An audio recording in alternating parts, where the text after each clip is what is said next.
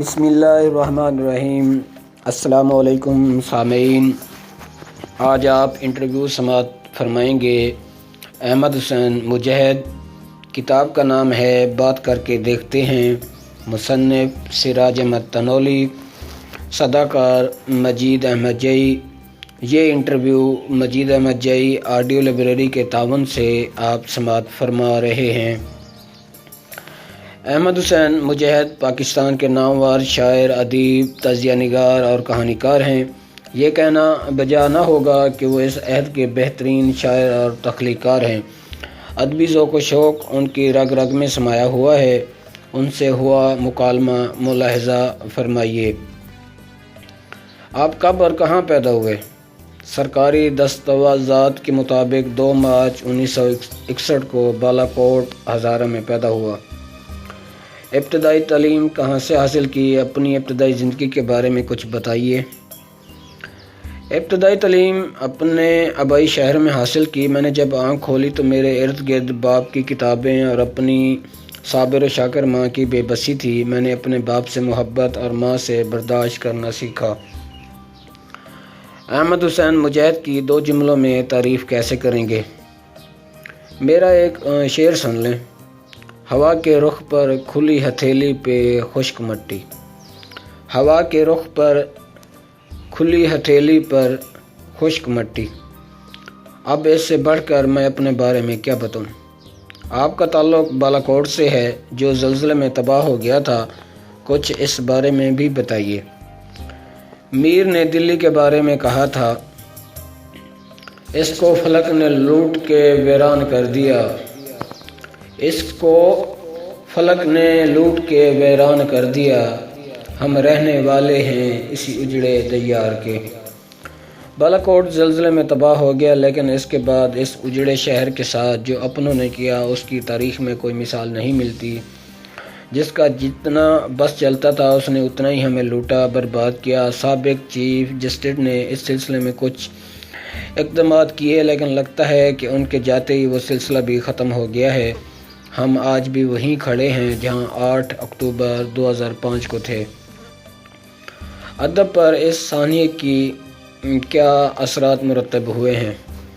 ادب پر اس سانحے کے بہت گہرے اثرات مرتب ہوئے ہیں۔ ہمارے افسانہ نگاروں، شاعروں اور ناول نگاروں نے اس سانحے کے حوالے سے زندہ رہنے والا ادب تخلیق کیا۔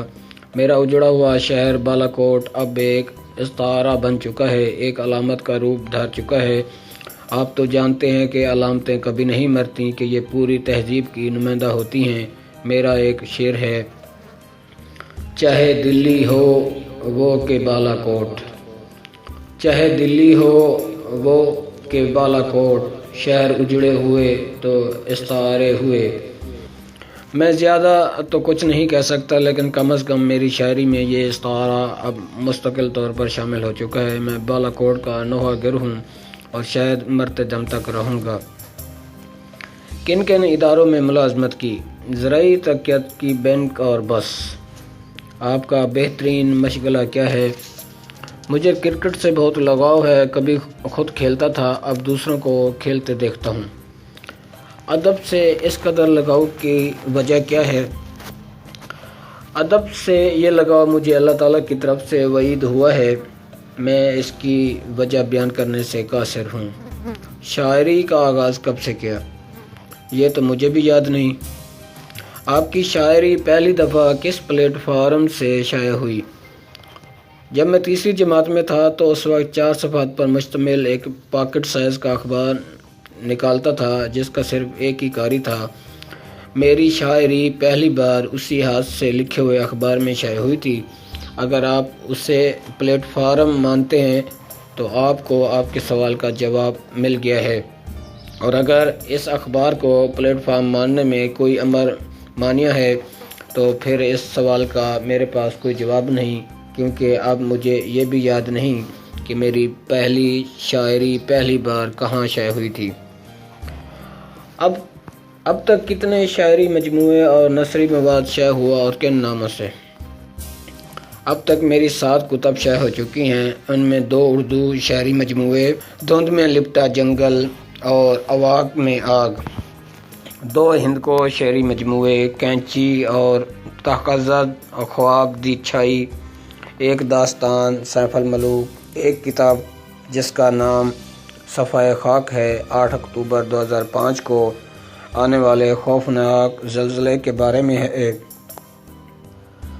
اور رموز شعر جو شاعری کے فن کے بارے میں ہے۔ اس کے علاوہ چاک پہ رکھے خواب جو افراد باہم مزدوری کے بارے میں لکھی ہوئی نظموں کا انتخاب ہے۔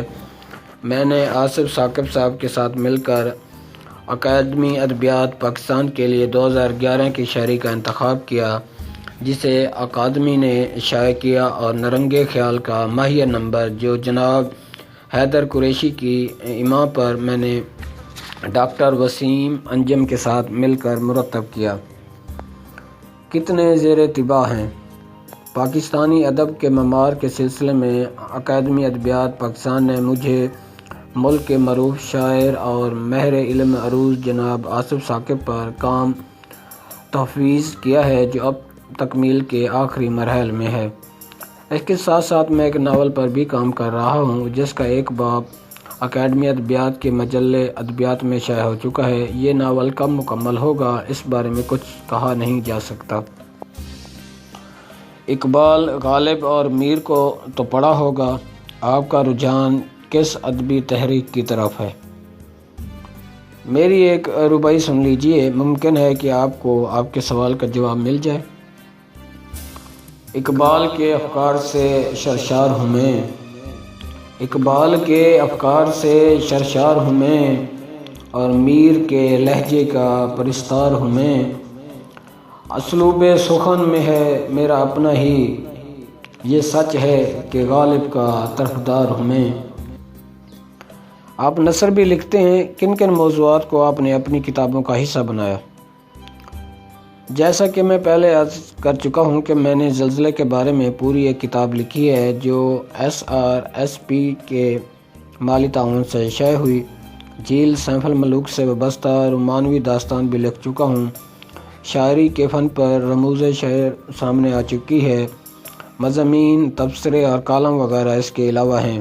احباب کا خیال ہے کہ میرا نثری کام مجھے بہت متنوع نوعیت کا ہے۔ آپ ایک بہترین تجزیہ نگار کی حیثیت سے بھی پہچانے جاتے ہیں۔ آپ ملکی صورتحال کو کس نظر سے دیکھ رہے ہیں؟ میں ایک پر امید انسان ہوں اور اللہ سے ہر وقت بہتری کی امید رکھتا ہوں۔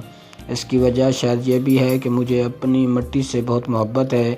پاکستان جیسا بھی ہے میرا ہے، اور مجھے اس سے شدید محبت ہے۔ مجھے یقین ہے کہ ایک دن ایسا ضرور آئے گا جب ہمارے ملک کے حالات بدل جائیں گے۔ فی الوقت ہمیں جس غیر سنجیدگی کا سامنا ہے، اس کی وجہ سے میں کبھی کبھی بہت پریشان ہو جاتا ہوں۔ اس پر مستزاد ہمارا وہ اجتماعی رویہ ہے جس کی روح سے ایک دوسرے کی تخفیف اب نہ صرف روا سمجھی جانے لگی ہے، بلکہ اسے باقاعدہ فروغ دیا جا رہا ہے۔ اب تو نوبت یہاں تک پہنچ چکی ہے کہ الامان والحفیظ۔ آپ وزیر اعظم عمران خان سے کیا توقعات رکھتے ہیں؟ کیا ان کا دور حکومت مکمل بھی ہو پائے گا؟ عمران خان ایک مقبول رہنما ہیں، وہ تبدیلی کے علم بردار ہیں، اور قدرت نے انہیں موقع بھی فراہم کر دیا ہے۔ مجھے توقع ہے کہ اگر انہیں ان کے اپنوں نے کام کرنے دیا تو وہ کچھ کرنے کی کوشش ضرور کریں گے۔ مجھے اپنے سیاستدانوں سے بس ایک شکوہ ہے کہ وہ سب کچھ ہیں، بس انہوں نے اپنے اندر کے استاد کو مار دیا ہے۔ تربیت کی یہ کمی ہمارے معاشرے کو اندر سے بری طرح کھوکھلا کر رہی ہے، مگر افسوس کہ کسی سیاستدان کو اس کا ادراک نہیں۔ ایک تجزیہ نگار کی حیثیت سے یا ادیب کی حیثیت سے آپ سی پیک پر کن خیالات کا اظہار کریں گے؟ امیدوں اور خدشوں کے درمیان کھنجراب سے گوادر تک ایک سڑک بن رہی ہے۔ سڑک جہاں زندگی کے دیگر شعبوں میں تبدیلیوں کا باعث بنتی ہے، وہیں اس پر تہذیبی تبدیلیوں کے سنگ میل بھی نصب ہو جاتے ہیں۔ معاشی اعتبار سے سی پیک کے اثرات کیا ہوں گے، اس بارے میں تو ہم بحیثیت قوم خاصے پر امید ہیں کہ چین ہمارا دوست ہے، لیکن تہذیبی لحاظ سے میں اپنے اندر ایک عجیب سا اضطراب پاتا ہوں۔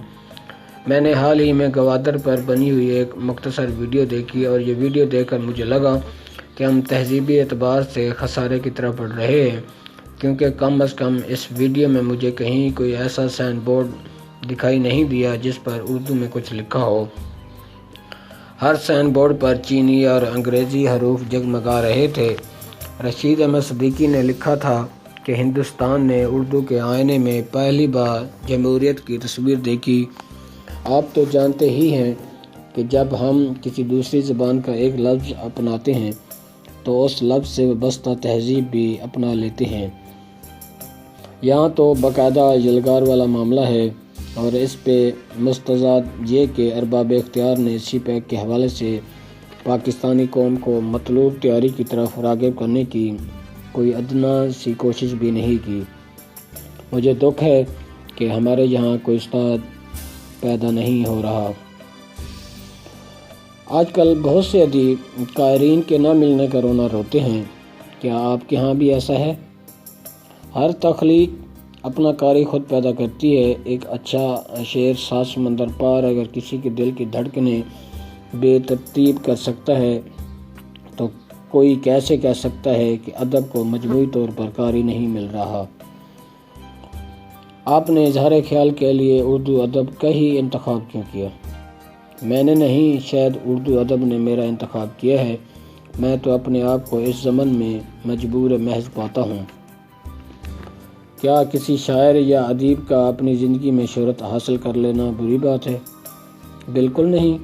شہرت تو خدا کی دین ہے، مگر شہرت کی طلب اور پھر اس کے حصول کے لیے سب کچھ روند کر آگے بڑھنے والا رویہ ایک بیمار ذہن کی عکاسی کرتا ہے۔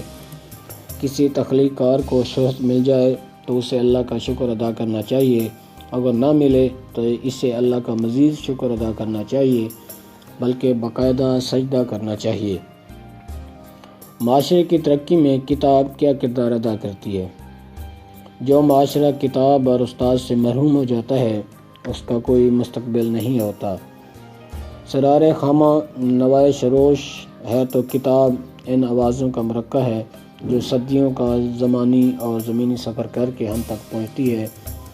کتاب سے بیگانگی نے ہمارے معاشرے کو طرح طرح کے مسائل سے دوچار کر دیا ہے۔ ستم یہ ہے کہ ہم اپنے مسائل کا حل ان چیزوں میں تلاش کرتے ہیں جو ہمیں ایک دوسرے سے مزید لا تعلق کر رہی ہیں۔ ہمیں یہ بات سمجھنی اور سمجھانی ہوگی کہ ہمارے معاشرے کا المیہ لا تعلقی ہے، اور یہ لا تعلقی زندگی کے ہر شعبے میں در آئی ہے، جس کی وجہ سے ہمارے ہاں کوئی بڑا آدمی پیدا نہیں ہو رہا۔ ہمیں کتاب کی طرف لوٹنا ہوگا کہ معاشرے کی ترقی کے سارے راستے کتاب کے صفحات ہی سے نکلتے ہیں۔ آپ اردو ادب کی کن شخصیت سے متاثر ہیں اور کیوں؟ میں تو ہر اس شخص کو پسند کرتا ہوں جو اردو میں یا کسی اور زبان میں لکھتا ہے۔ کبھی کبھی کسی کی کوئی تحریر مجھ سے سرگوشی کرتی ہے تو میں دیر تک سرشار رہتا ہوں۔ ایسے شعراء جن سے قلبی قربتیں رہی ہوں یا جنہیں زیادہ پڑھا ہو، اپنے پیشرو ہم عصر شعراء و ادباء میں کن کے نام لینا چاہیں گے؟ دینے والے نے مجھے شاعری کے توسط سے بہت کچھ دیا ہے۔ دنیا بھر میں پھیلے ہوئے دوست جن کی محبت اور رفاقت مجھے حاصل ہے، میرے لیے سب کچھ ہیں۔ ان دوستوں میں بزرگ بھی ہیں، میرے ہم عمر بھی، اور وہ بھی جو دشت سخن میں تازہ وارد ہیں۔ رفتگان سے میری قلبی رفاقتوں کا احوال تو اور بھی عجیب ہے کہ جب دل چاہتا ہے ان کی محفل میں جا بیٹھتا ہوں، اور ہاں، نوجوانوں سے بھی بہت کچھ سیکھا ہے۔ شعر و شاعری میں کس سے متاثر ہیں جس سے آپ نے اصلاح لی ہو؟ باقاعدہ اصلاح تو میں نے نہیں لی، البتہ دوستوں کے درمیان باہمی مشورہ چلتا رہتا ہے۔ شاعری میں بیانیہ کو آپ کس نظر سے دیکھتے ہیں؟ شاعری میں کچھ بھی حرام نہیں ہے۔ کہنے والا اگر اپنی بات سلیقے سے کہنے پر قادر ہو تو روزمرہ کی معمولی چیزوں کے باطن سے بھی ایک زندہ رہنے والا شعر برآمد کیا جا سکتا ہے۔ عام طور پر یہ سمجھا جاتا ہے کہ بیانیہ کا تعلق نثری اصناف سے ہے، لیکن ایسا نہیں ہے۔ بیانیہ شاعری بھی ہوتا ہے، لیکن اس کی نوعیت ذرا مختلف ہوتی ہے۔ سوشل میڈیا پر بہت ساری شاعری لکھی جا رہی ہے، آپ کس نظر سے دیکھتے ہیں؟ ہر شخص کا اپنا اپنا میدان ہے جس میں وہ اپنے جوہر دکھانے کی کوشش کرتا ہے۔ میں سوشل میڈیا کی اہمیت کا متعارف ہوں، لیکن ہمارے ہاں اسے اعتبار حاصل کرنے میں ابھی وقت لگے گا۔ ویسے تو آپ نے بہت کچھ لکھا ہے، مگر اب ایسا کچھ جو آپ لکھنا چاہتے ہیں اور لکھ نہیں پا رہے۔ میں اپنے اندر کے راستے پر بھولی ہوئی نظموں اور کہانیوں کی کھوج میں نکلنا چاہتا ہوں۔ اپنے اندر کے صحراؤں، دریاؤں اور جنگلوں میں گم داستانوں کا سراغ لگا کر انہیں نظم کرنے کا خواہاں ہوں۔ ایسا کوئی کام جو آپ کرنا چاہتے ہیں اور کر نہیں سکتے۔ میں سب کے دکھوں کا مداوع کرنا چاہتا ہوں، مگر نہیں کر پا رہا۔ تو اس سلسلے میں کیا آپ نے کوئی عملی قدم بھی اٹھایا ہے؟ آئرلینڈ کے لوگوں کے تعاون سے ایٹم آباد میں افراد باہم معذوری کے لیے جناب ویس سراج کی قیادت میں ایک بحالی مرکز قائم کیا گیا ہے، جس کا میں شروع سے ٹرسٹی ہوں۔ Doctor Javed Butt Ireland, doctor Tariq Mufti, doctor Bashir Ur Rahman بھی اس بحالی مرکز کے ٹرسٹی ہیں۔ اس مرکز سے اب تک 30,000 سے زیادہ افراد مستفید ہو چکے ہیں۔ ہمارا ارادہ ہے کہ مستقبل میں ہم اس مرکز کی خدمات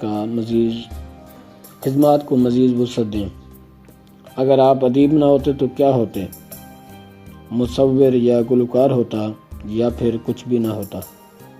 کیا آپ ہمارے ہاں آج کل معیاری شاعری لکھی جا رہی ہے؟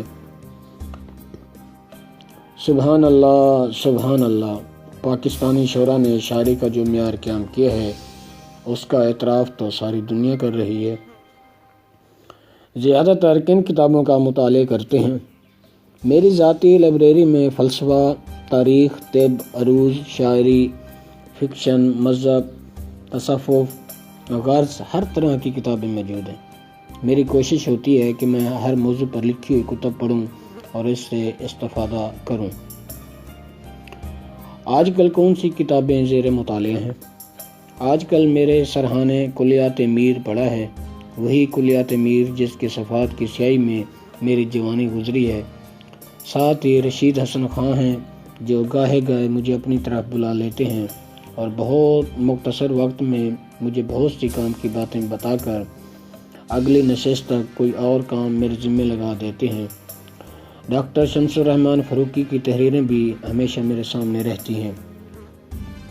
آپ کے نزدیک ادیبوں کو کن کن مسائل کا سامنا کرنا پڑتا ہے؟ سب سے بڑا مسئلہ تو یہ ہے کہ ہمارا ماحول تخلیقی سرگرمیوں کے لیے سازگار نہیں۔ پھر وہ مسائل ہیں جو شعر و ادبا کو کھپا کے رکھ دیتے ہیں اور وہ زندگی کو مصور کرتے کرتے خود افسانہ ہو جاتے ہیں۔ میرے دوست احمد عطا اللہ نے کہا تھا، کئی تخلیق کاروں کو نگل لیتے ہیں گھر والے، کئی تخلیق کاروں کو نگل لیتے ہیں گھر والے، کئی تخلیق کاروں کو یہ دفتر مار دیتے ہیں۔ نوجوان ادیبوں و شاعروں کے لیے کوئی پیغام؟ کیا اچھا زمانہ تھا جب اس سوال کا جواب دیتے ہوئے ہمارے بزرگ علم و دانش کی باتیں کرتے تھے۔ اب تو نوجوانوں سے بس یہی کہنا ہے کہ ایک دوسرے کا احترام کریں اور اگر ہو سکے تو سینئر شعراء و ادبا کو عزت دیں۔ نوجوان نسل میں کتب بینی کو کیسے فروغ دیا جائے؟ مسئلہ یہ ہے کہ ہمارے ملک میں ناشر اور پبلیشر ایک مافیا کی شکل اختیار کر چکے ہیں۔ اس لوٹ مار سیل میں کتب بینی بس دور ہی دور سے ممکن ہے۔ کتاب خریدنا اب کار دار ہے۔ نیشنل بک فاؤنڈیشن اور اکیڈمی ادبیات نے اس ضمن میں رعایتی قیمت پر کتب کی فراہمی کو یقینی بنایا ہے، اور اس کی شاپس پر کتابیں خریدنے والوں کا رش دیکھ کر اتنی خوشی ہوتی ہے جو بیان سے باہر ہے۔ حکومت کو اسی نوع کے کچھ اور اقدامات بھی کرنے چاہیے تاکہ کتابیں خریدنے اور پڑھنے کا رجحان بڑھے۔ سرگرم نیوز کی ادبی کاوشوں کو آپ کس نظر سے دیکھتے ہیں؟ جناب، یہ بات ہے کہ بہتری کی گنجائش تو خیر ہر جگہ ہوتی ہے، لیکن یہ امر باعث تسکین ہے کہ سرگرم نیوز ادب کے فروغ اور ادبا و شعراء کو متعارف کروانے میں سرگرم عمل ہے۔ اس خصوصی میں اخبار کے مدیر جناب محمد پرویز کی ذاتی دلچسپی اور آپ کی محنت قابل ستائش ہے۔ امید کی جا سکتی ہے کہ سرگرم کی تقلید کرتے ہوئے باقی اخبارات بھی ہفتے میں ایک صفحہ ادب کے لیے مخصوص کریں گے۔ سرگرم تو اس میں باسمی ہے، یعنی ہر اعتبار سے سرگرم ہے۔ اللہ حافظ۔